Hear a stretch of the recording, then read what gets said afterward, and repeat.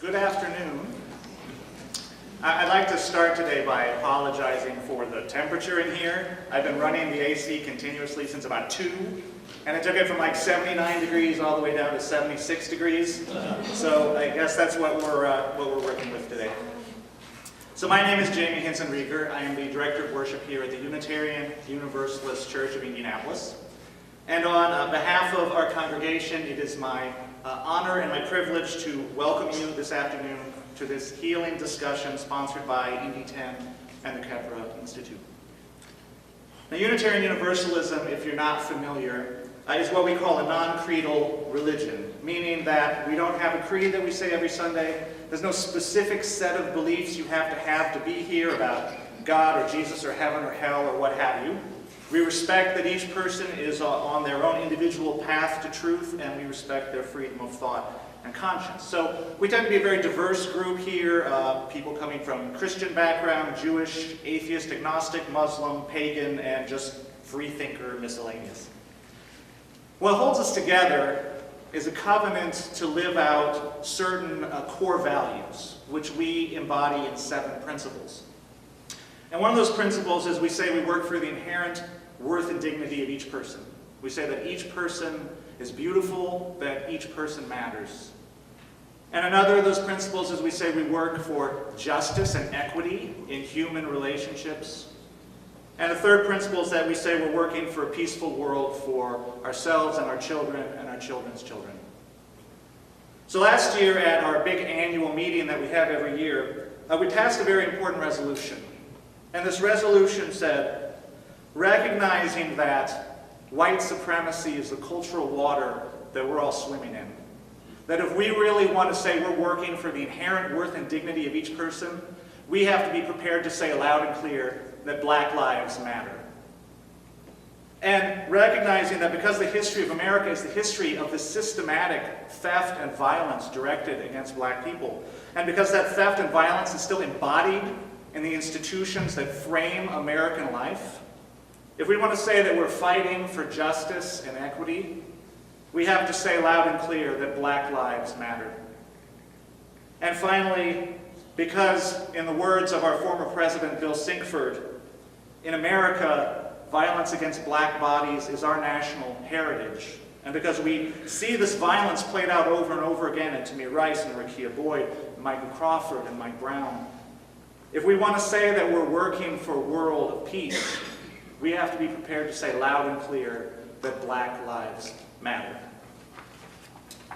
So last year we passed a resolution calling on all of our congregations to affirm and promote the Black Lives Matter movement. And this year at our big national convention this year that I actually just got back in from midnight last night, we raised in a single day $90,000. It's the 3 times the size of any donation we've ever raised. $90,000 that we gave to an organizing collective called Black Lives of UU, signaling our commitment that we are empowering Black leaders to do this work in our congregation. So all of this is to say that when Indy10 approached me about a month ago asking if they could use our space to have a healing community discussion on police violence, and that the Kheprw Institute was going to be co-sponsoring this event, that was the easiest yes that I have ever been happy to say. So on behalf of my congregation, I'd like to say to Indy10 and the Kheprw Institute, thank you for the work that you are doing, thank you for your leadership, and thank you for bringing this vital conversation to our community. And now I believe I have said enough. So I am going to turn the microphone over to Indy10, Kyra, Leah, and Ethan. Thank you.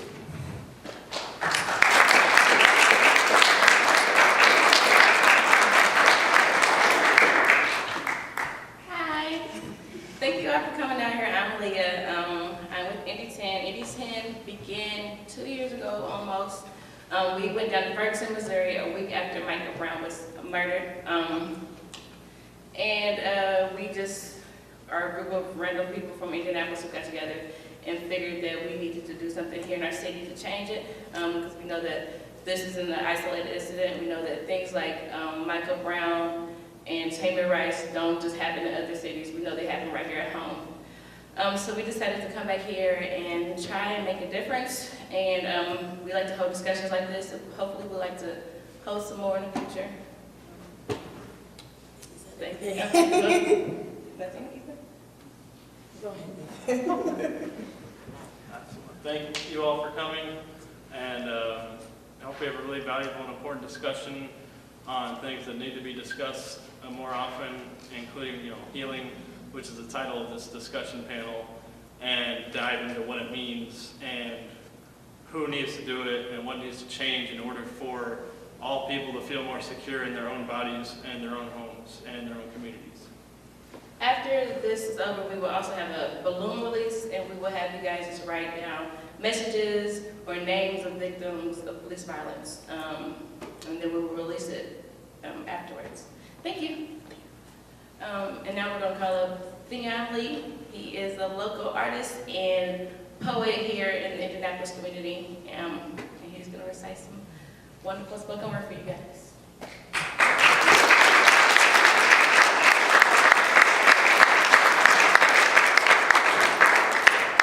Hello, hello. Can you hear me?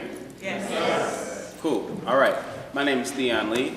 I'm a performance artist here in Indianapolis. I'm going to execute two of those performance arts. One is spoken word. The other one is hip hop, also known as emceeing, also known as rapping. So, these are the two pieces. The first piece I have for you is called City Garden.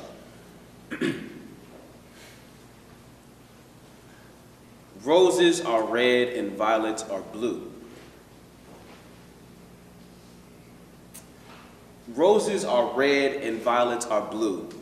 That's until those red roses provoke poses that made those violets have to get violent. See, no pardon from gardeners from other parts, just purple hearts and targets. Thrown darts and cold sparks is what made my concrete gardens get hardened. Transmit your pigment if you want and see how far you get.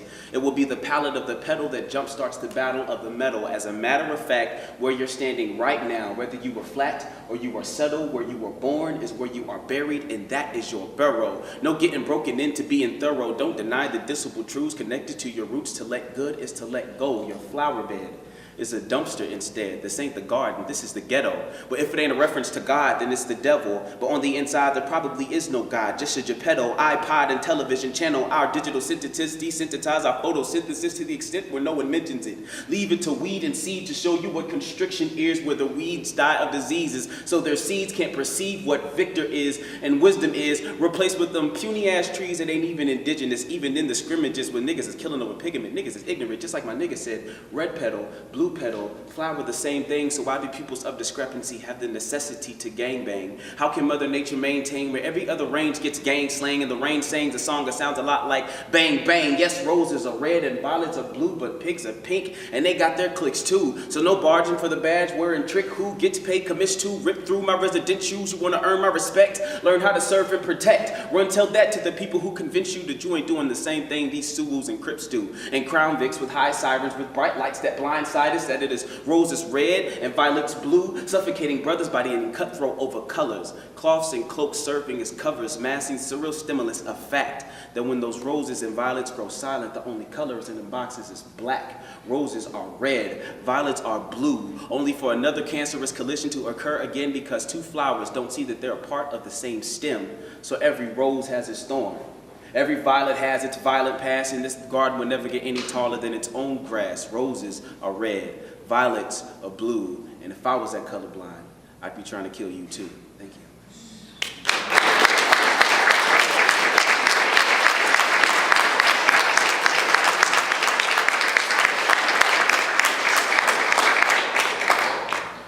So for this next piece, I would just like to put out there a little warning. The language warms up a little bit, but only with the intent of capturing the essence of where the emotion is coming from the piece, from the experience. This piece is untitled. I guess I'll go ahead and snap. If you feel like snapping with me, feel free to.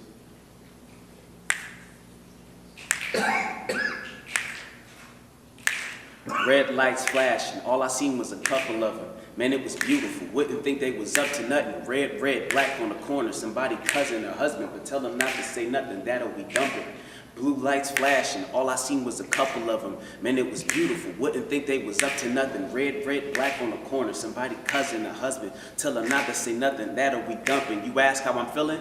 Don't trust nothing with a bad. Is that past my fulfillment? Or my submission to taxes, the rashes of killings? Disproportionate of the average civilian, they overcasting more than half of my village. I used to feel like it was gonna pass on my passions and feelings until I felt that flash creep across my bag with a tag in it. Bad itches and tragic, black trended with caps. Let him pass, stick to his ass, live it, then give it gas and my glass. Like, nigga, where you headed? Oh, you got something to say? Open your door and repeat it, cause I can tell you said it. Ends up reaching for his weapon. It's getting stressful, and now my only question is who protects me from the protection? What was I supposed to do? Let them kill me and pray?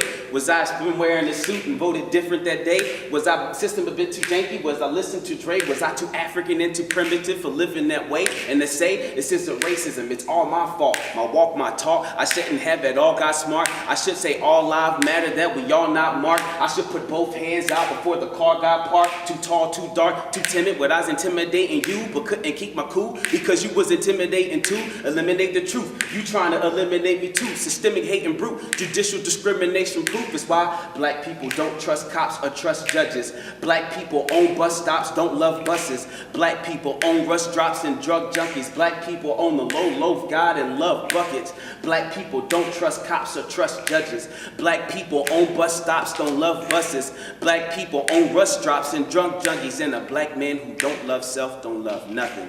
My name is Theon Lee. Thank you for having me.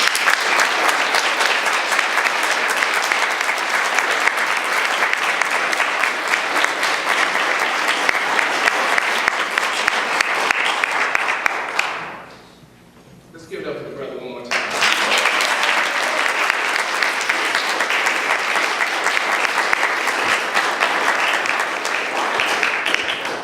Good afternoon, everyone.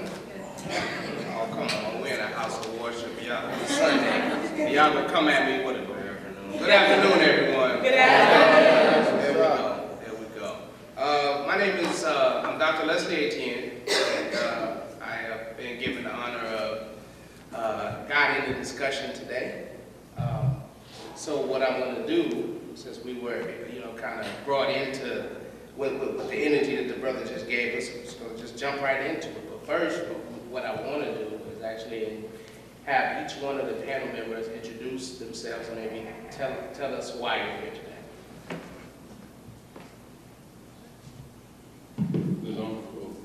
How you doing? Good.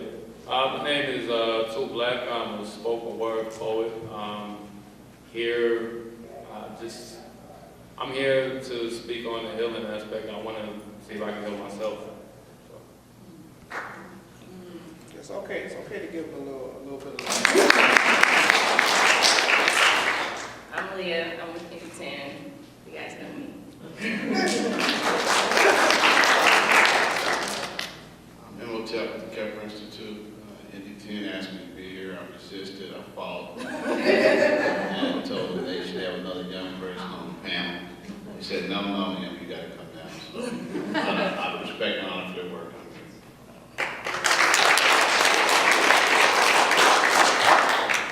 Hi, this is loud. My name is Ariana Beedie. My friends call me Ari. I'm a local journalist. I write for myself. I'm here because Black Lives Matter and it's time to heal. So let's quit playing around. Hi, my name is Debbie Long. I'm here on behalf of Indy10 and Black Lives Matter. I am also the widow of a man that was killed last year on Easter Sunday by IMPD. Some of you may have heard about it. His name is Mac Long, who was gunned down on the street. So I'm here to also let you guys know about my situation personally and what life has been like for me and my family and losing a loved one to police violence.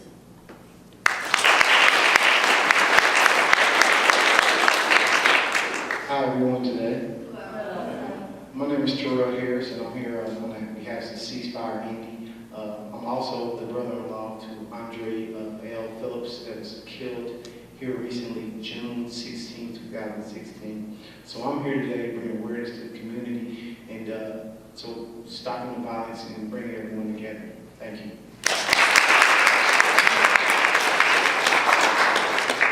Okay, so maybe the first two questions, what you'll see is I'd love for everyone to kind of answer, right? Just everyone going to have a response, and after that, we'll just kind of go pop. If you feel it, go ahead and let it out. So,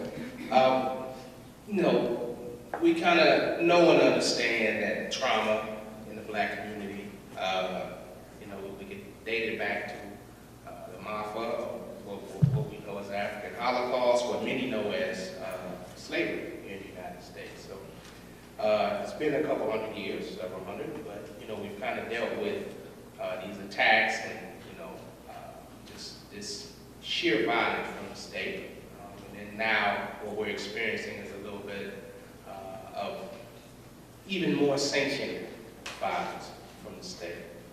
So the question that I want to ask first for everyone is, what do you consider to be Black healing?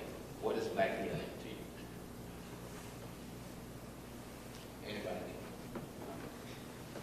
I have said at the beginning, and even today, a part of my healing process must include justice. Without justice, I have no closure. Without closure, I cannot even conceive what it is to start to heal.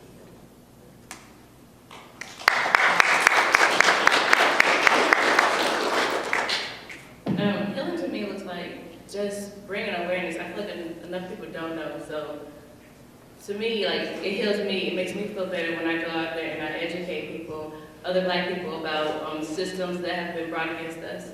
And I make stories like Debbie or Christopher Goodlow. I bring those to the light and let people know that these people have been murdered by the state and they're not getting any justice. I like the fact that we're teaching others. That's how I heal personally. In some instances for me, healing just revolves around being in an all-Black room with all Black people, really talking about what really affects us. I think sometimes when we bring other people in, and there's nothing wrong with that, but we have to be able to talk to each other in reality about white supremacy and what's really going on. And without those certain special circles, I don't know if we'll really get to the point of healing.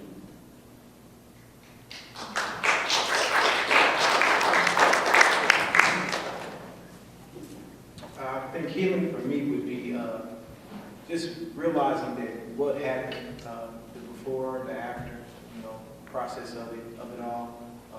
Realizing what happened and what we can do to prevent it.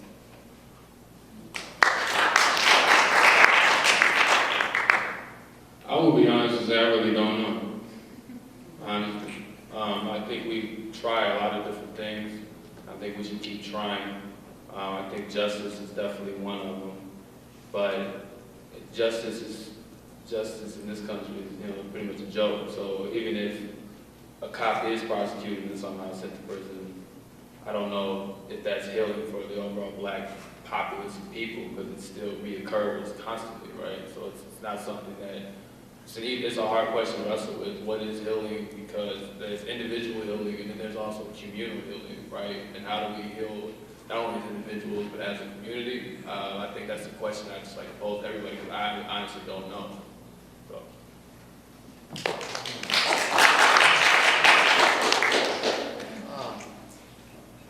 I guess I'd like to start by saying that the world is very unhealed globally and getting sicker every day. And the possibilities of life on this planet is under attack by this particular form of existence. So it's a global toxicity that makes it difficult, if not impossible, to stay healed. So through the lens of African experience, as you already referenced, we've been at war, under attack from the time we were enslaved and brought here against our will.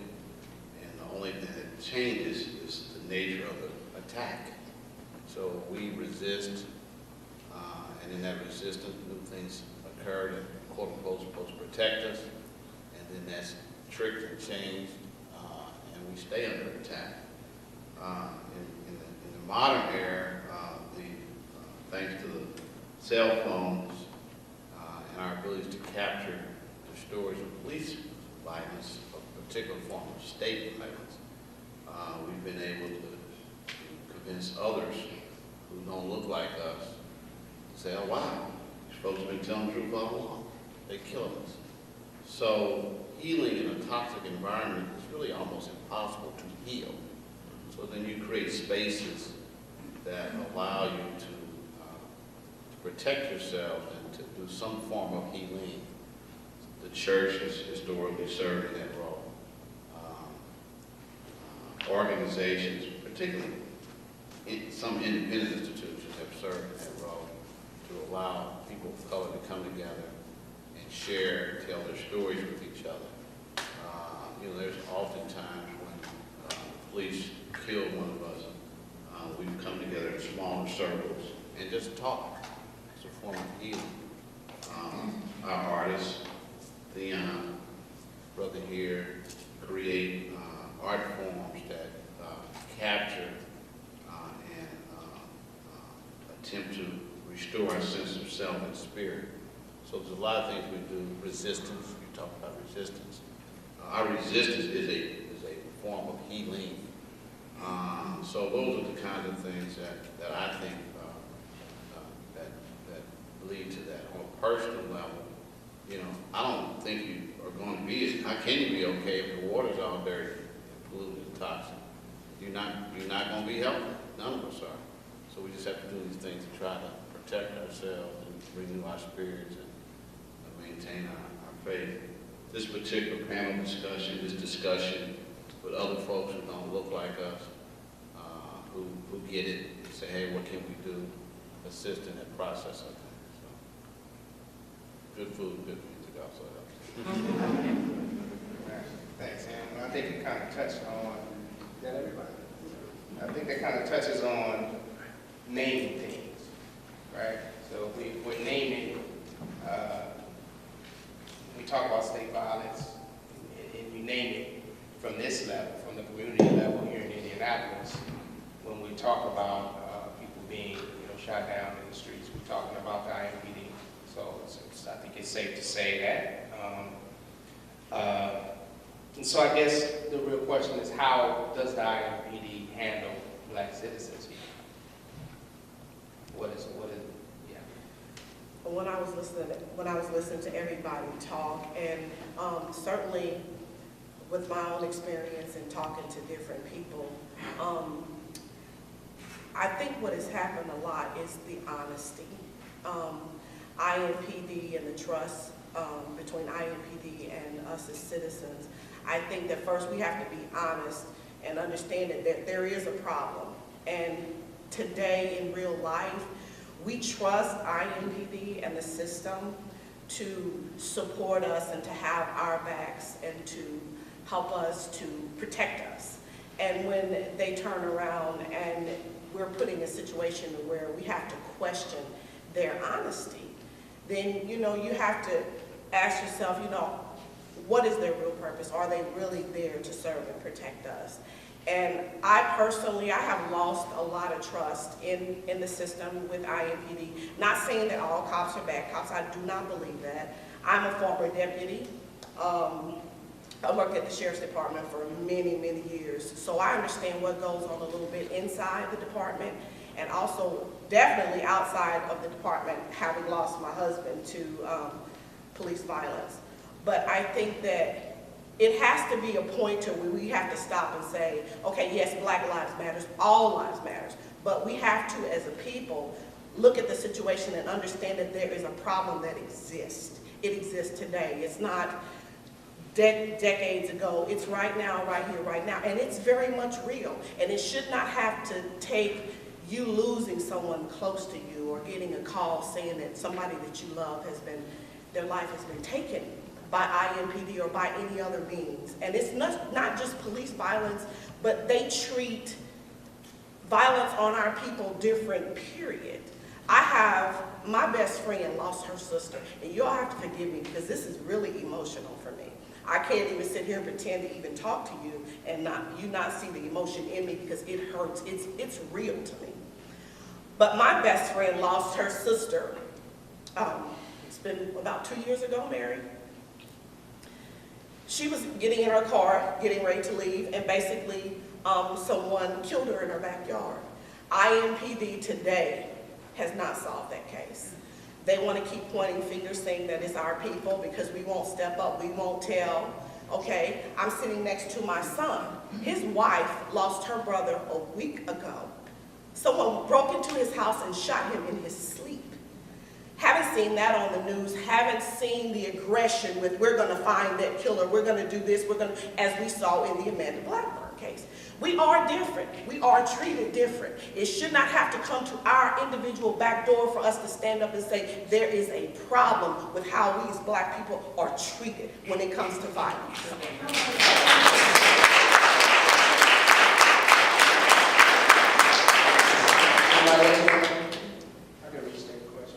Say it one more time.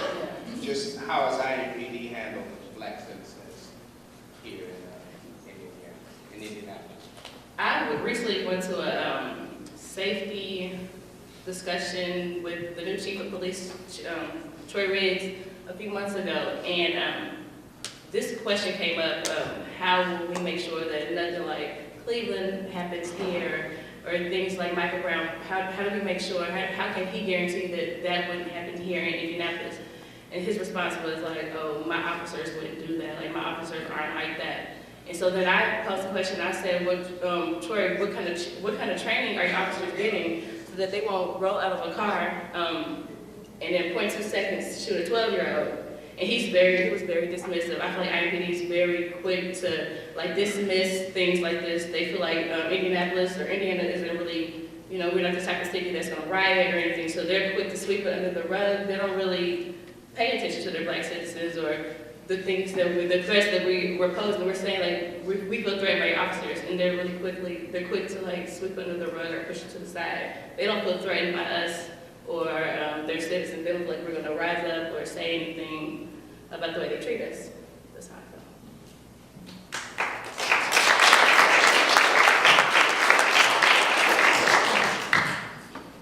I feel. As a young black man, it's definitely hard out here. I'm 31 years old. I can relate to back when I was 16 years old, getting my first driver's license and being pulled over by the police. They do treat us different.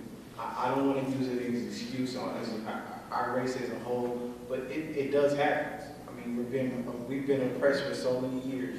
I can recall getting in my car, driving down the street. I got pulled over twice on the same block. Not because I didn't have my seatbelts or had turn signal issues, because I was a black man. It does happen in our neighborhood. I mean, I'm frankly tired of it. I mean, at the end of the day, we do have to step up and take responsibilities and say, there is a problem. And it's not a white and black issue or anything like that. It's about respect. It's about the people knowing who we are as individuals, knowing them as individuals. And I think that's what really the problem is. People don't take the time out to figure out who this person is as an individual. They automatically assume because he's a black man that he's going to be violent. That's not the case. Not everybody's like that. You know what I mean? So I would say this. I think it's two things: a lack of knowledge and a lack of respect that IMPD needs to use.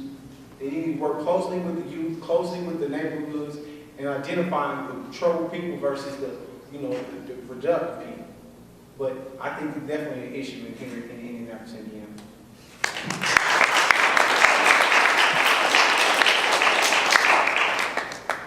The police are the police. Indiana,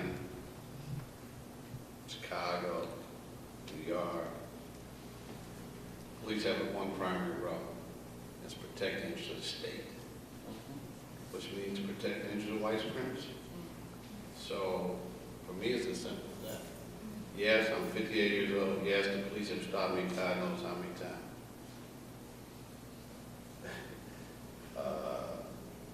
And I'm always expected when I see the police to be pulled over and stopped. And I'm always assuming that there are going to be assumptions about what I've done, who I am, based on how I look and often how I dress, and et cetera, et cetera. So, without getting into the micros of my own personal stories, yeah, that's the role of the police. Now, we should, at some point, talk about how to mitigate it, how to reduce it, how to train police officers, et cetera, to do a better job of not killing us randomly and treating us differently than others. But at the end of the day, their role is to protect the interests of the state, bottom line. It ain't about protecting you or your property. It's about states. If you remember a few years ago when some young teenagers were shooting downtown at, I think Black Expo, I think it was. Yeah, you know, it was full court press about that. Full court press about young black teenagers creating violence downtown. That's about property and money. So that's my take on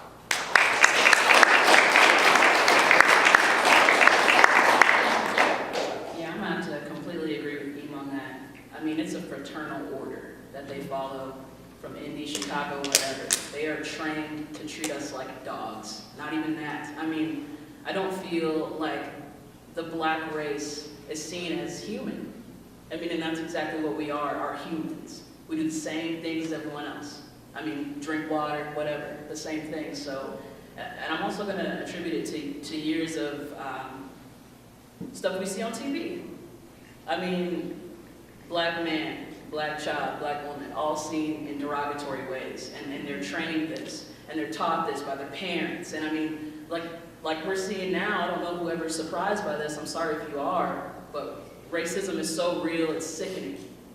I asked my grandmother, who was born in '33, how she feels about racism then and now. And I mean, she just basically said back then we stayed in our own communities, so we didn't have to deal with that. Oh, we don't have that chance now when I have a lot of cool white people in my life, so, you know, I don't want to segregate myself. But it's really hard to, you know, me and a friend Sarah of mine will go down the street and potentially, if we get pulled over and I'm driving, it could be a whole different scenario. I mean, I've even had a white friend in the car when I've gotten pulled over, and because of her Hungarian last name and because there was a joke to the police, we got off. Because she was just a nice little white girl. And I went to school down in Evansville, Indiana. If you don't know, it's the most southern point of the state. Racism, I would say, is a little more I don't want to say a little more in the forefront, but I can see it. And coming back here, it's been like 2 years, and I would say it's almost not as different. They just try to hide a little more. But I would say they don't treat us like humans. And it comes from, I would say, fear at its most rawest point, but you know, we're here to kind of figure that out.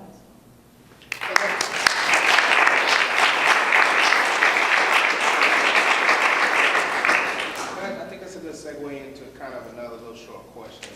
This, you know, Indianapolis is a city in the north, but had a, you know, a segregated school. Like, you know, there was this whole thing behind why that should happen. And this was at a time when that was the story in the South, you know. So we had this myth of how progressive the North can be, which, you know, we all know is iffy. So what role does kind of the culture of Indiana or Indianapolis play into all of this? That's kind of a good question. Like if we were in Kentucky, we could talk about, you know, slavery. Well, I do know Indiana had, you know, even beyond the emancipation, but we could talk about like these historical representations of this violence that we're speaking of, state violence, and this, you know, the kind of the mob rule lynching is in front of folks and everything. But I haven't seen a lot of that in the history books with Indiana. If it is, it's not. It hasn't been, you know, brought to the forefront, I guess.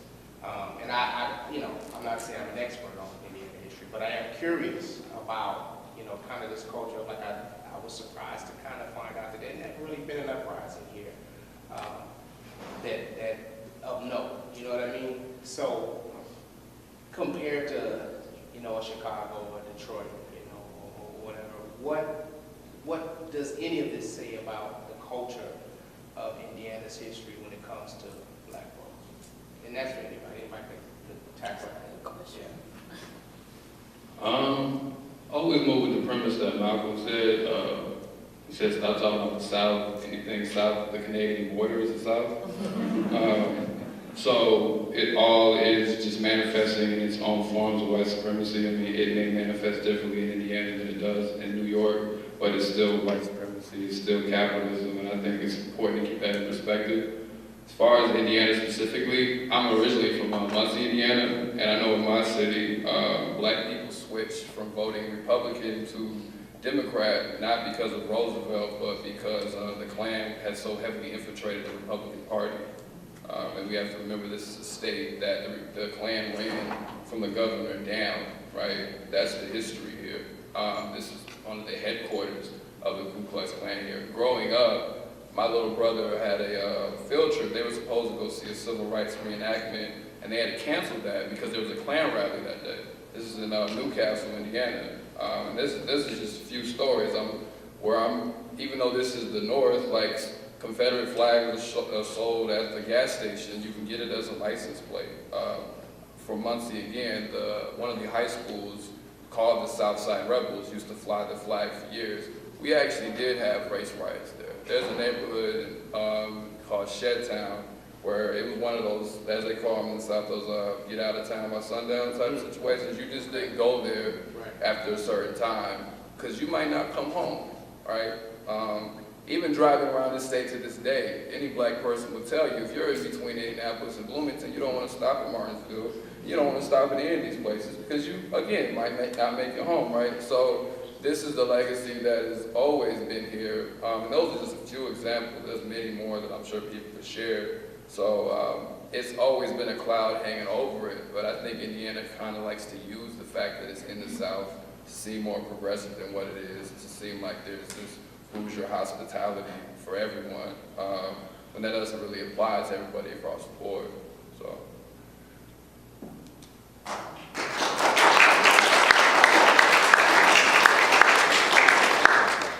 Yeah, Hoosier hospitality is a lie. It's just white supremacy. I just feel like, especially the good point you touched on about the Klan. The Klan was here. Wasn't it started in what, Greencastle? So it's like, I don't know how to really say this, but I just think that they've tried to do a good job at silencing people. I don't know, just scaring people. I don't really know. I can't speak for anything before 91. But I was born and raised in Indianapolis, lived in Southern Indiana for the past 5 years, came back, and it's all the same. It's white supremacy. In Indiana, I just feel like, yeah, I'm gonna hold the door for you, but I might call you a nigger behind your back. And I mean, that's just real. Sorry, I hope that doesn't offend anybody, but we're healing. So, just goes back to white supremacy. Well, Indiana is a very conservative state, so, and all those things I agree with. I do think, in reference to 60s and riots, etc., some of it might have to do with population density. That even though it was a big city, it was a little city. But I would also like to add that there have always been pockets of resistance. Those stories are just not told. There's a Black Panther Party that was alive and well during that period. And so he who controls the narrative controls the reality. So a lot of times the story about Indiana is told by others who want to paint a particular story about resistant voices. I come out of a community of resistance. So I think that would be my comment about that. Other than that, it's the same to all of us, the same like the sister said. So, on this thing on education, I do want to say something about that. Back during the segregated era of racial apartheid in America, one of the benefits of that was a community that was at least in control of its own education. And so the stories that you want to make sure were told.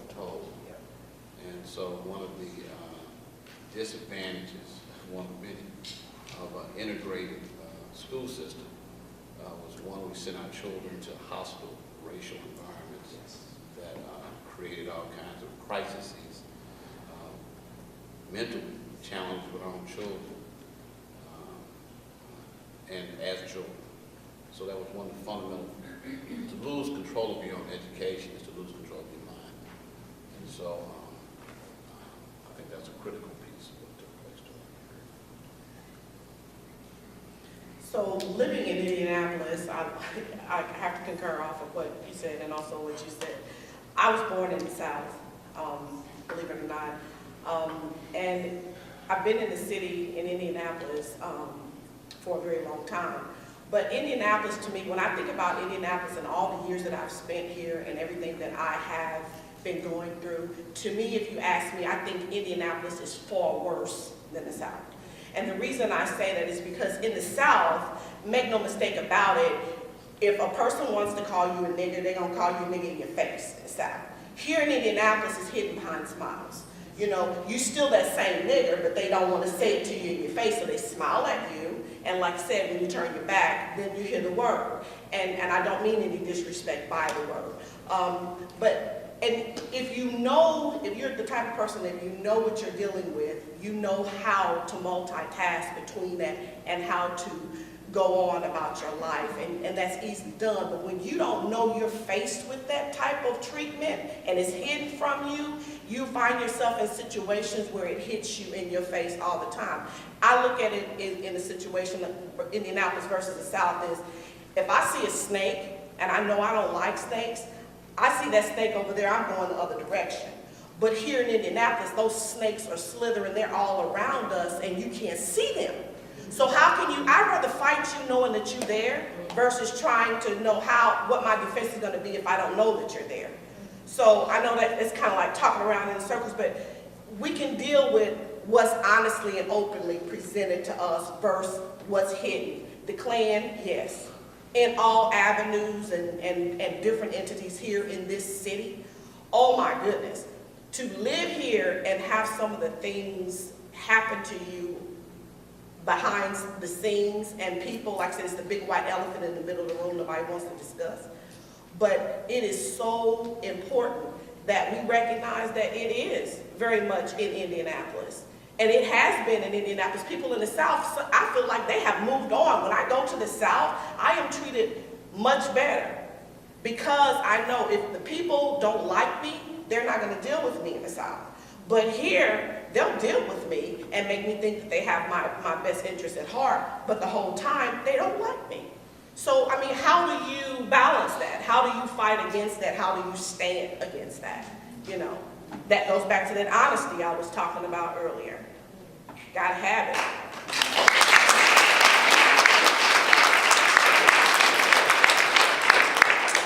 When we're speaking about honesty, we're speaking about the white elephant in the room, as it were. We have a journalist on the dais with us. We have a leader and someone who organizes with the use of technology. And we've kind of touched on this a little bit, but I do want to pose the question, what role does the media play? No. So let's get into that. Okay, I'm gonna start off. I got my bachelor's in journalism. So I was trained with I think there was one other black girl in our whole major, but she didn't participate in the paper, so they didn't see her as, I don't know, valuable or whatever. I did though. But so I was pretty involved, and they really teach you, it's just a bunch of BS, honestly. The media plays all of the role. I just started reading the new Jim Crow, and Michelle Alexander talks about how in the 80s, the images that would be portrayed of crack, and specifically black men, women, and children. And you see that in your homes, and let's say, you're a person who lives in, I don't know, rural wherever, where you see only the same people as you. If you see that, and then someone who looks different than you, you're gonna be frightened. The media is telling you, oh, be scared, be aware, lock your doors, blah, blah, blah. I mean, they're really, I would say, extremely instrumental in feeding the lies, scaring people, terror. I mean, I hate broadcast journalism, and a lot of newspapers for that reason. That's why I work for myself, because and I can't even say it's all the writers. I have to say it goes ahead. I mean, editorial staff, the owner of the paper, because they're trying to keep the best interests of their audience, which they don't care about us. you know, a lot of elite whites, I would say, are certain audiences. I mean, I would say NPR, like that's kind of my saving grace. But I don't know. The media is a joke in a lot of instances, as someone who is a journalist.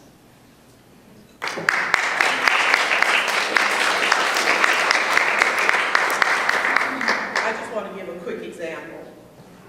Media. In my personal situation, for example, when my husband was first shot by NPD, the very first stories that came out when I went home and sat down and turned on the TV, oh my goodness. The first stories that were reported, I mean, the media ran his name through the mud. Oh, he had drugs on him. He had multiple clips. He had shot at police. Oh, there were so many stories about what my husband supposedly did that day. Only to turn around and find out, when it boiled down to it, that none of that was the truth. To me, I felt the media had a responsibility and an obligation to clear my husband's name. You know, they were so eager to put the information out there to the public. So when I went to try to get assistance with trying to find out what happened to my husband, oh, my own people shut me down. Because they listened to the press, they listened to the stories, and nobody took time to get the facts. The press is not, most times they know that what they're presenting to the public is not the facts, but they don't care about that. They don't care about us. They're not reporting the news to be beneficial to us. They're just trying to gain exposure. So for me, the press, I feel like I wish they would just shut them all down. Shut them down. Because if you're not part of the solution, you're part of the problem. And it keeps a lot of people from getting justice. And the last thing a person wants to do after losing their loved one is have somebody go on public national television and start telling a bunch of horrific stories about that person. You don't even know them. You don't know them.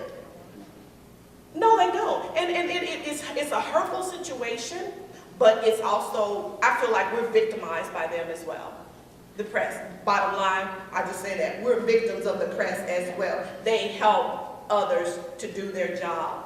You know, that is on the negative side of what we really need right here, right now. So.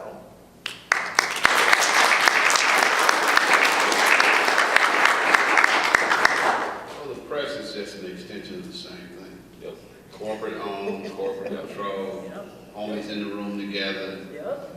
When the shooting takes place, the PR for the police department contact whoever it is back and forth, they tell the story, they print the story, business as usual. So, yeah, we should,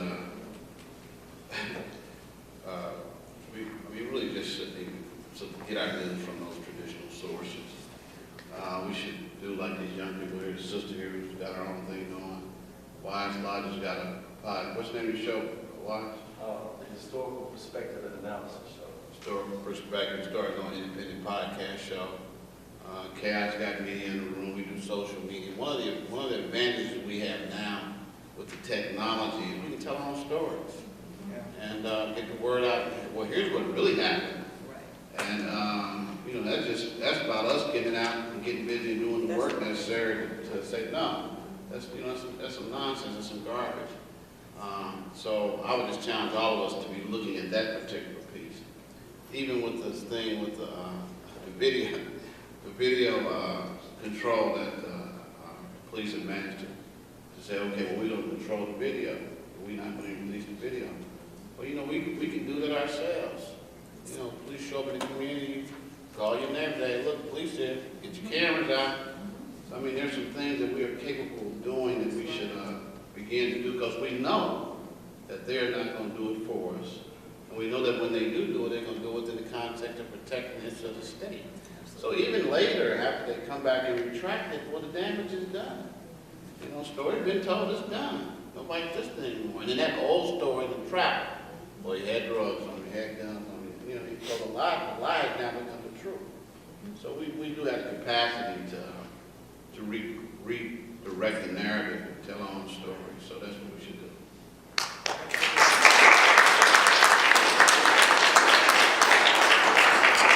I just just want to tell a really quick story about our experience with the media. We had a protest last year for the Indy 500, and I was at work. I worked 12-hour shifts, and quickly my phone just started blowing up. And I'm like, what's happening? And I looked on Facebook, and then the Channel 6 News said that we were planning to like hold a violent protest at the what was the word they used? It wasn't protest. It was something else. At the Indy 500, they said we were going to go and like disrupt the parade, and like it was like a warning. They said national security had to try to be in contact with us. None of us had ever talked to the national security ever. They said they were in contact with us, trying to stop us from. They were worried, like, and the media just blew it all out of proportion. It was just a simple protest at the parade. They turned it into like a threat.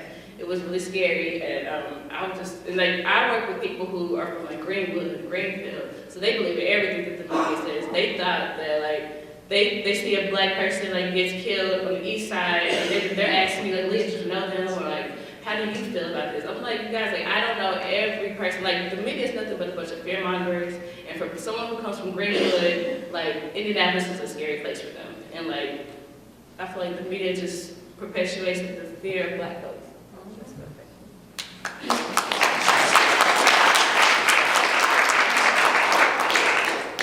I definitely think the media is propaganda. I remember as a child watching TV, and I remember just yesterday turning on the television and witnessing what I was seeing. The television network, for some reason, it's just sex sales, violence sales. That is what they're putting their money into. That's where they want the media to go to. And it's sickening because the kids, they look up and they watch TV and they see all these things. They see the death, the violence, the gore on TV, which they're familiarizing these children with this stuff. So that's why you see a spike in violence, where kids think it's good to shoot guns and fight each other because this is what they see on an everyday recurrence on TV. Versus when I was young, it was a lot of news channels and cartoons and stuff like that. You didn't really see half-naked women, violence, sexually explicit material. You didn't see those type of things on television back in the day. Now it's getting worse and worse, and the kids are watching it. And they of course, their minds like sponges. They soak up everything they see. My son is 4 years old, and he recites everything he watches on TV. So with that being said, limited time your kids watching television is definitely something positive. Make sure you're aware of what they're watching, when they're watching it, and then don't allow them to watch it after a certain night on television, because that's when all the bad stuff goes on, and they're going to sit and watch it and you love it.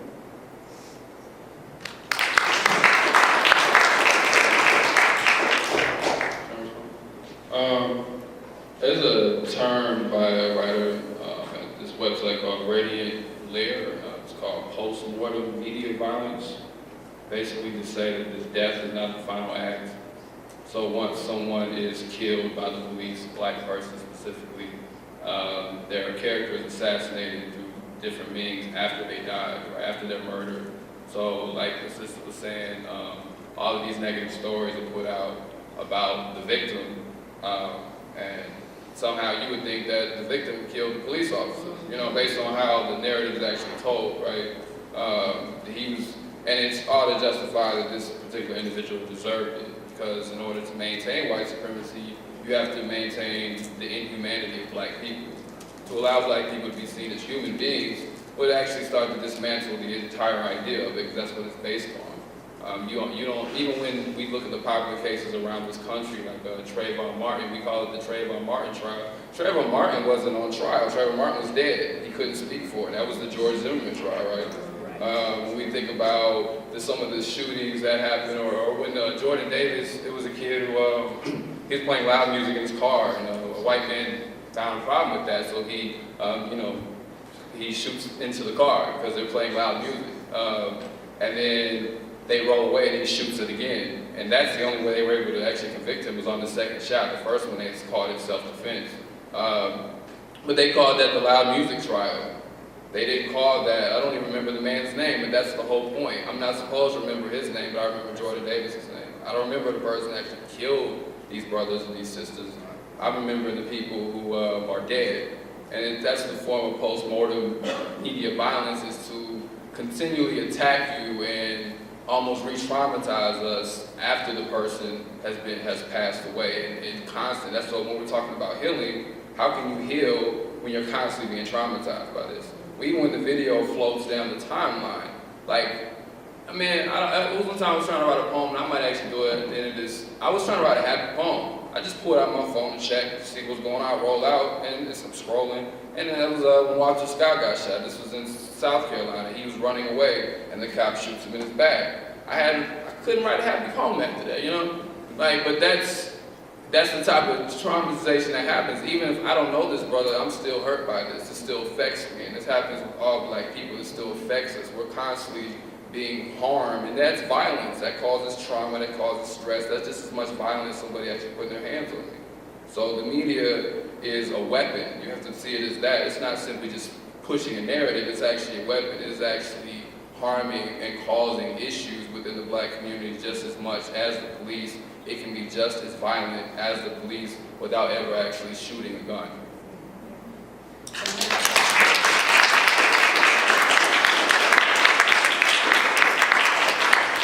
I just wanted to add one more thing.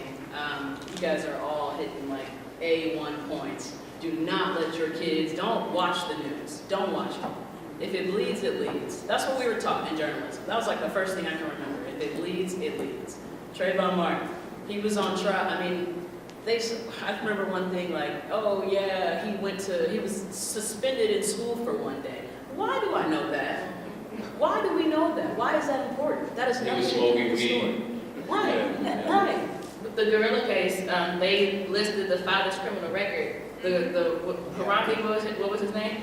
For no reason. Like, it doesn't matter. The father wasn't even there. They put his criminal record out there. Also, was it CNN? When Trayvon Martin was killed, they also showed his dead body on TV the first week it happened. They don't care. They don't care about us. And a lot of the times, the writers are not Black or are not open to these type of theories or experiences. And then even if they are, the editors are taking, I mean, I've had my story cut up, written up, rewrite it. Or I'm gonna take it from you and I'm gonna publish it myself.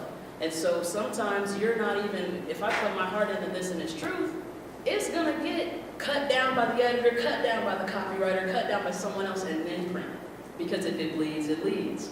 And that's all they care about. Just to piggyback off of that just real quick, all the times that I talk to the press, none of the points that I talked to the press about concerning my husband ever made the news. They took, I don't care if it was 4 words that was insignificant to air, that's what they did. Just to keep the focal point that I was trying to make about the death of my husband from getting aired on the news. So that's another thing we do. We have to protect ourselves. We have to know, first of all, that the press is not on our team. They're not our friend. So you have to be careful about, and this is a learning experience. I know it was definitely for me, because I never thought, the media, they want to tell my story. Immediately, psychologically, I'm thinking, okay, they want to hear what I have to say. No, that was not it. And so I was led to making all of these long stories made short by them, and they took the information that I gave them, and they portrayed a story that I hadn't even told them. It's kind of like you can take the story of Little Red Riding Hood, and you can tell a part of the Little Red Riding Hood story, but don't tell the entire story. So by the end of the book, you've told 2 different stories. All this stuff in the middle is gone. All you heard was the beginning and the end. So when we're talking to the press, my thing is keep it short and sweet. Whatever it is you want to say it in a couple of words and just keep repeating the same thing. You know what I mean? They killed my husband. I thought 1,000 times I should have just stood there and said, they killed my husband. They murdered my husband. You just keep saying the same thing. Don't give them stuff that they can edit, turn it around, and even with the video. They did that same thing with the video. Of course, I would say IMPD did the most of the damage because my husband was the first one shot in Indianapolis, and there was body cam footage, which is part of having to fight the laws of Indiana. That's another story, and trying to get that video released. But when it was released, first it was redacted by IMPD.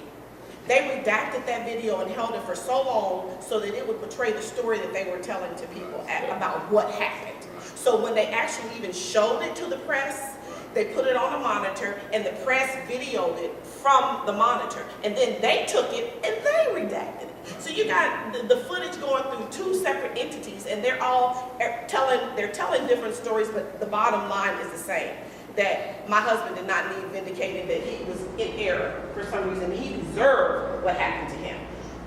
So it's really important, like I said, I guess when we think about the media, we have to know they're not on our team.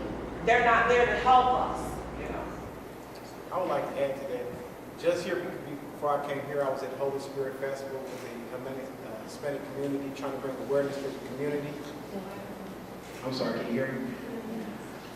Just before I got here, I was at the Holy Spirit Festival with the Hispanic community, and what we were doing, we're trying to bring awareness to the Hispanic community, because if you're aware, 2.3 million people are incarcerated. 1 million of those people are African American. 6% African American are 6% more likely to be incarcerated than any other race, and that needs to stop. But I said that to say this: I went to do an interview with him, and I specifically remember him telling me, "Take my glasses off because we don't want you looking like a criminal."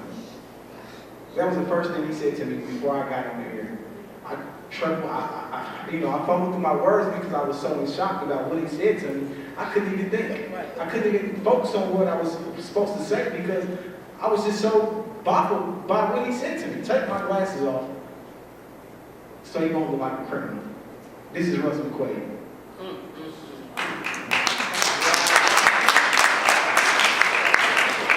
That's a good lead in there too. It's going to be a long question. How do we use, what resources and strategies that confront power, right, can be used in a way that helps with healing? Does that make sense to everyone?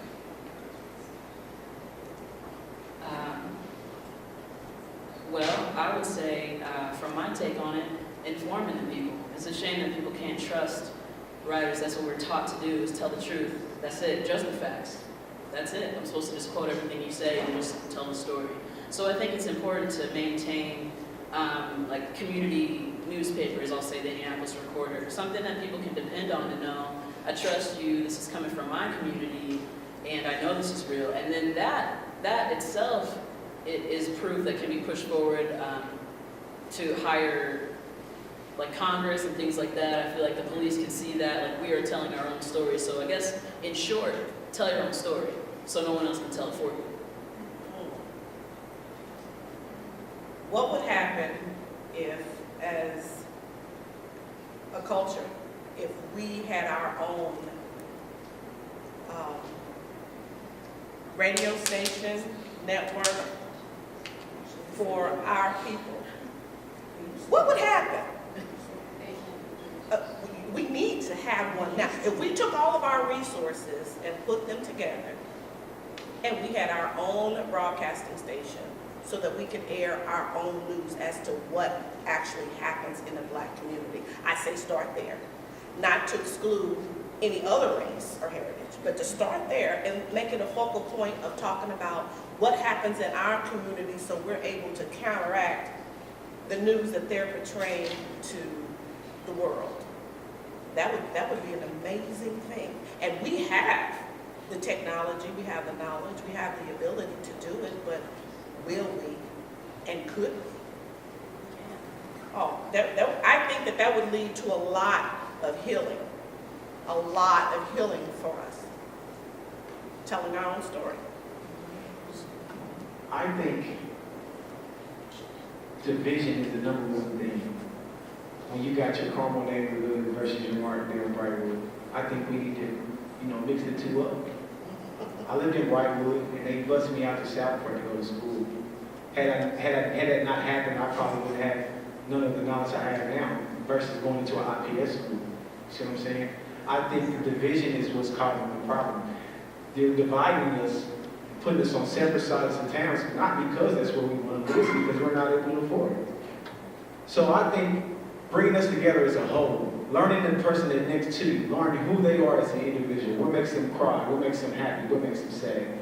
I think that would be the best healing process, you know, us coming together as one. Because Black lives matter, true enough, yes it does, but all lives matter, you know what I mean? All lives matter. Resistance is a form of healing. So when you resist, you know, it feels good. You ain't bound down, somebody telling you what to do, a door to come in, you're scared to talk, scared to answer, you say, oh no, I'm not doing that. That's a feel-good feeling. Even if they fire you, it's a feel-good feeling. So we have to resist individually and collectively. And when we resist individually, others see that. And then hopefully they get encouraged. So every day we should be resisting wherever we are. When we see something foul, we should speak up about it. In our workplaces, in our play places, we got a responsibility to say that's foul. Hold on, check that. So, and that feels good. It's a form of healing. So, and anybody can do that. You don't need any money to do that. Not one dime. But you do need some strength and courage. And when you give up your courage, you give up your freedom.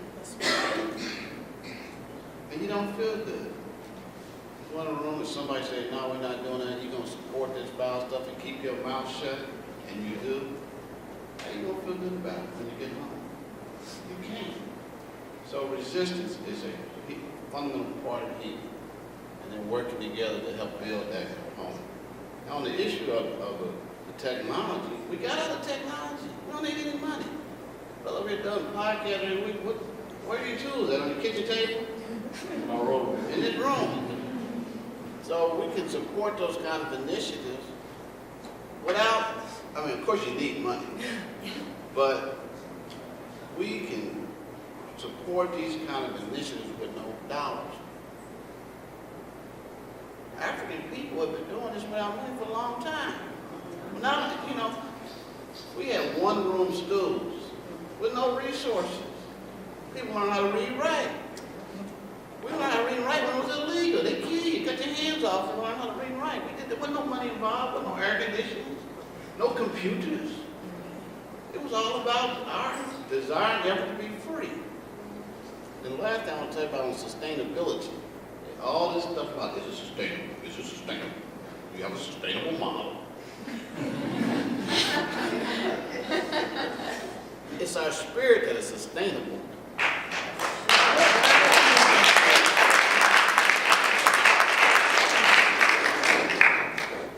Young people is how you sustain. Can you repeat the question, please? Yeah. I gotta figure out how I couch this. Basically,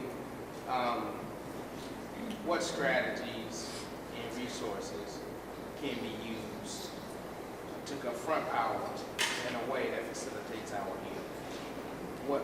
What would be your idea on those strategies? Okay. I can speak specifically to my experience as an artist. I think it's important to tell our stories. I think that we were speaking about the media earlier, and if I refer to the media as a weapon, you have to have your own weapons too. I mean, it's actually, this is to me a war, psychologically, physically, everything. So you have to be able to tell your own stories, whether that's through any means of art. I choose to do it through poetry. But I always feel whether I persuade people or not, the story was told and the record will show that something was said. And that's really all I can do. I can't change people's minds.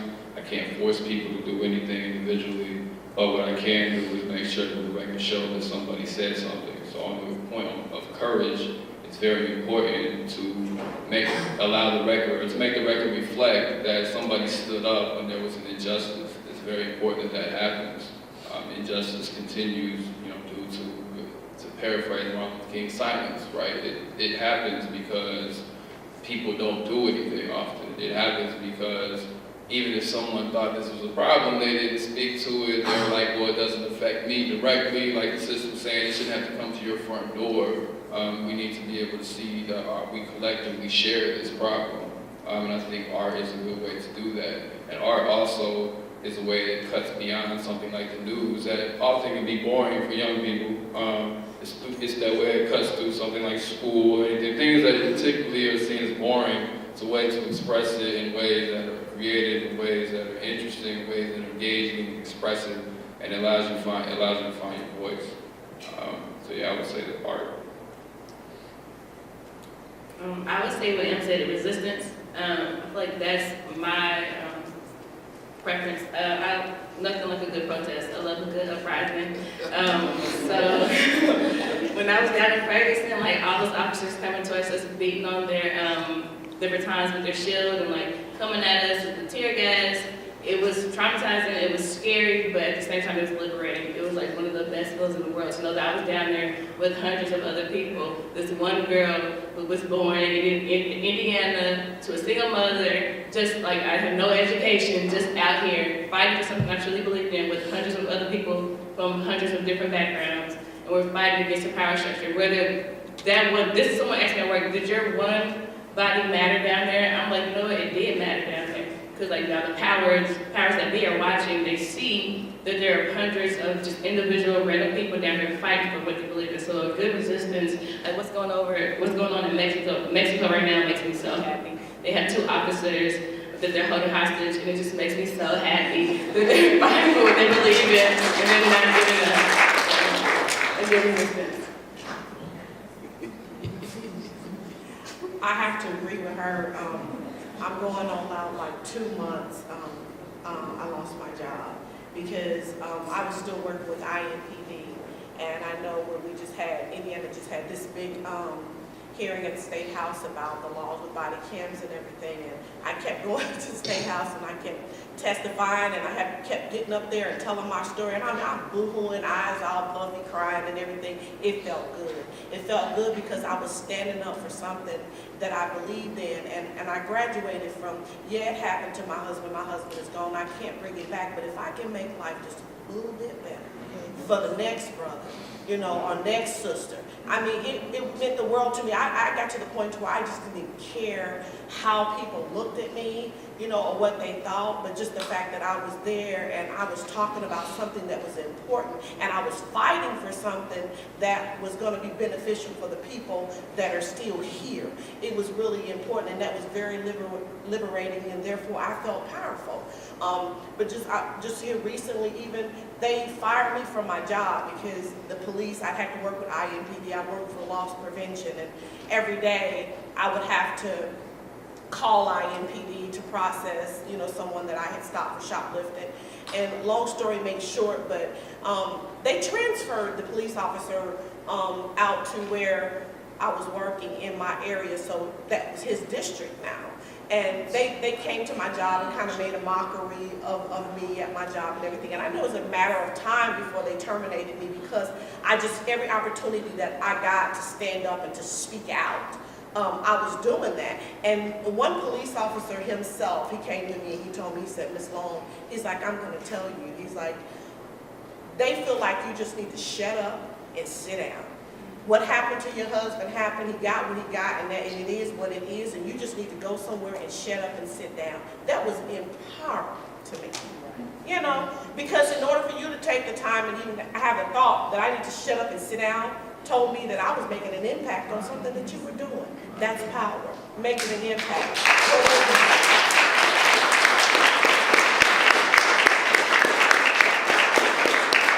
Like Leah said, whether it be 1, 2, 3, or 4, you know, yeah, there is power in numbers, but it has to start somewhere. And I feel like as a community, we need to take it to the street. We need to start walking the streets. I'm talking walking the streets. I don't care if it's 2, 3, 4 of us, and I made it up in my mind, and I've talked to Indy10 about it, and the only reason I haven't started doing it right now is because my health has not been what it needs to be. But if God gives me the strength, I promise you all, you're going to hear about, oh, Miss Long, that crazy lady, she's walking up and down the street, up and down the street. You don't know where she's going. I don't have a destination, but know that I'm walking for a reason. Because, you know, whether or not it's today, tomorrow, or next week, or whatever, we have to keep pressing forward. And that power, that comes from reaching out and going forward, taking one step at a time. No, Rome wasn't built in a day. That's right. You might have a drastic impact today, but if you take today and turn it into tomorrow and the day after that, and eventually a change is going to come. A change is coming, and that's the only thing that keeps me strong and empowers me right now, just knowing that the bottom's going to fall out sooner or later.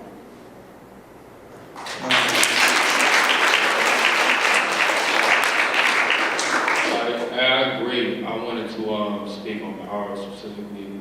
I think power is the ability to legitimize your actions, right?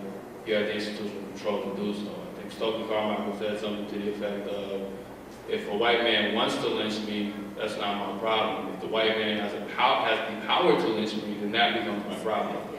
He has the power to actually legitimize his actions to do that and to get away with it, and has a whole system behind him to do so. So when we think about power in this country, we need to look at it through that. How do we actually legitimize our actions? Power is the ability to say that weed dealers go to jail longer than Wall Street bankers, right? Power is the ability to say that people who kill folks in car crashes are somehow, typically tend to be white males, are somehow seen as more benevolent than folks who sell drugs. Like that, it's the power to legitimize these actions and to control the narrative and control the propaganda of what is spread. And if that's where the courage again has to come up, and we have to stand up, is to challenge the narrative, is to have a counter narrative, is to have podcasts, is to support institutions that already exist, who have radio shows, who have magazines, who do art.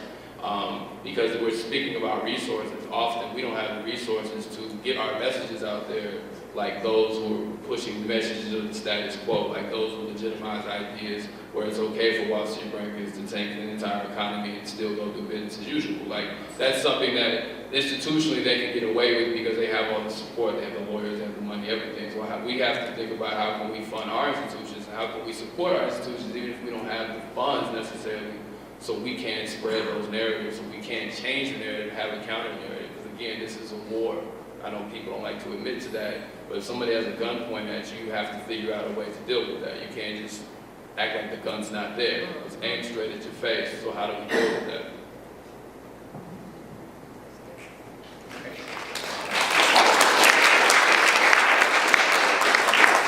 So we're gonna further the dialogue, and we're gonna kind of engage with the folks out in the audience. But before we do, I want to give final thoughts from each one of the participants. Could we give some appreciation for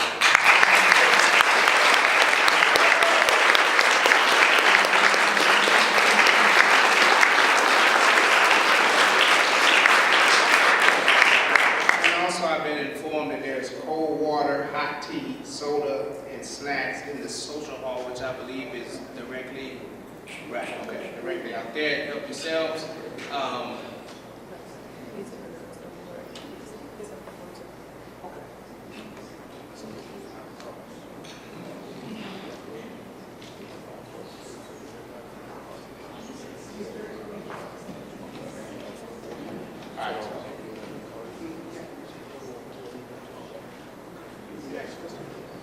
Final thoughts. I feel like I need to think on that. Final thoughts. Come back to it. I would just like to say thank you for everyone for coming out. I don't want you guys to give up on this movement, not necessarily Indy10, but just the Black Lives Matter period. I know it's not in the media every day like it was before, but it's still going on. We're constantly still discussing. We're not just focusing on police violence anymore, we're also just focusing on violence, period, like in the educational system, with environmental racism, all these things. Black Lives Matter has expanded to just stay with us, talk to your peers, spaces that I can't get into, hopefully you can get into, and you'll speak for us or direct them in our way. Just don't give up on the movement. We're in this for a long haul, and so hopefully you will be too. Well, first, thank you to the audience, thank you to the panelists, thank you to the church for bringing us together to have this conversation. I'm really appreciative of Indy10's struggle and journey to maintain their involvement in the work. I want to real testimony to your efforts to take the long road. It's renewing for an old man to see young people in the game. So thank you. And encourage, as Sister here just said, you know, to have these conversations outside the space with others. And you just don't know how those kind of conversations touch others, then touch others to touch others. And that's really another way to bring about change.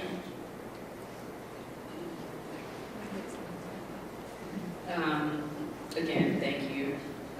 This is my first panel discussion, and this is something I'm clearly very passionate about.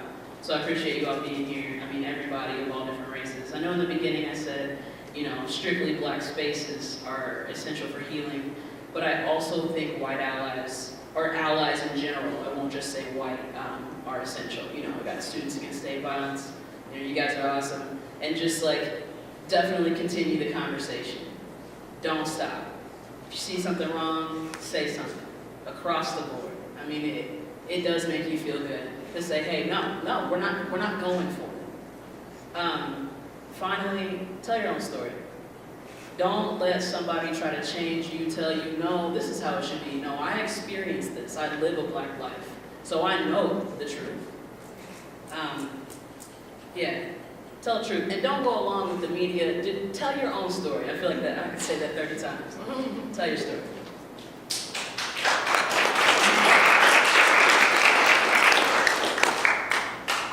Thank you all for taking the time out to come and to join with us in the panel discussion. I thank Indy10 for inviting me to sit on the panel. I consider it an honor to be able to just share with you all. Thank you for the uses, the owners of the building for even allowing us to be here. And my thoughts is just the awareness. If something that was said here today was informative enough to one of you that you can go and say, hey, I didn't know this, you know, this happened, or hey, I didn't know it was, you know, to this extent. You know, word of mouth is the best that you can, to reach another person, is for another person, that, you know, to tell you what they've witnessed and what they've heard. And I think that's really, really important that we know and we are aware of what's going on, because like I said, you can't deal with something if you don't know it exists. And I know in the back of our mind it exists, but most people won't take the opportunity or the time to address it until it comes to their yard. And it takes a big person to have a big heart to come out and to be a part of this today. I mean, and knowing that nothing has really happened to you personally, but for you to think outside of the box and come and participate and listen to what, you know, others have to say about their life and their experiences, it's a wonderful thing. So I thank you all, and I just hope that hopefully that, you know, this is only the beginning, that we can continue to spread the word and let people know that, hey, it's not going to be tolerated. It's not, you know, we have to stand for something. You do. If you don't, I hear those saying, if you don't stand for something, you'll fall for anything. So just knowing that you all were here today and you've heard, whether you agree or disagree with any or all that you heard, I just want you to know from me to you, I appreciate you guys.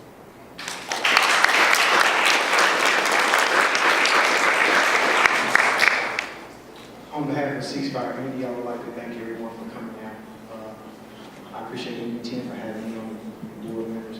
I respect all the board members up here, you know, giving your insight and your input. Also, I wanted to let you guys know, we need to come together as one. When we're together, we stand as one, that's when we can control any and everything. So with that being said, if you're able to reach one, you're able to reach and teach one, definitely. And this is not my movement. I constantly tell people all the time, this is our movement. Thanks for my background.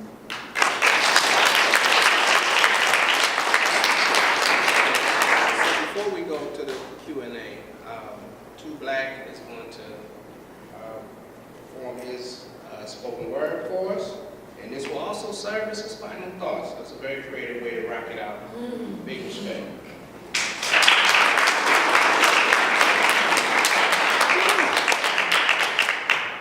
How y'all feeling?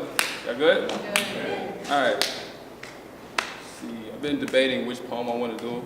I've been going back and forth, and I'm doing it literally as I speak. All right, so we're going to do the one over here in my mind.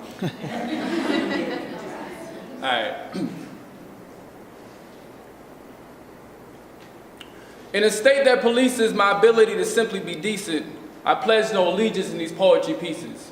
So usually my poetry ceases to show any weakness because I can't leave it to the evils of the American people's premature wrinkles. Therefore I'm vocally steaming to iron my creases, threading my needle. I be the poetry seamstress, hymns are synonyms, seams are themes pulled to meet the length in which I seek to speak. Piece by piece, ripping the stitches that stretch to a context that's properly fitted. Yet the question remains, am I big enough for my bridges? Am I just a mannequin rambling gimmicks, talking this black shit, but when it comes to my life, am I willing to give it? I have to admit it, I am not the man that I once envisioned. You can say that I'm a handsome gremlin. On the surface of sarcasm, I'm grinning, yet inside I'm a troubled man who's trembling. Sometimes reflecting the mirror and ask, is this a man that I should hate or admire? And I'm sort of feeling a form I'm tired, because the plight of this black life will level you with an immeasurable level of residue like trash cans full without the lining. And it stinks to say it, yet life is a zero, some game that we're all circling around trying to decipher, because the circumference of justice is a narrow scope when you're stuck living outside of. So I spent time inside the bullseye to become the sniper. And now I got the whole world in my telescopic sight, and I place a red dot on life, don't cross me.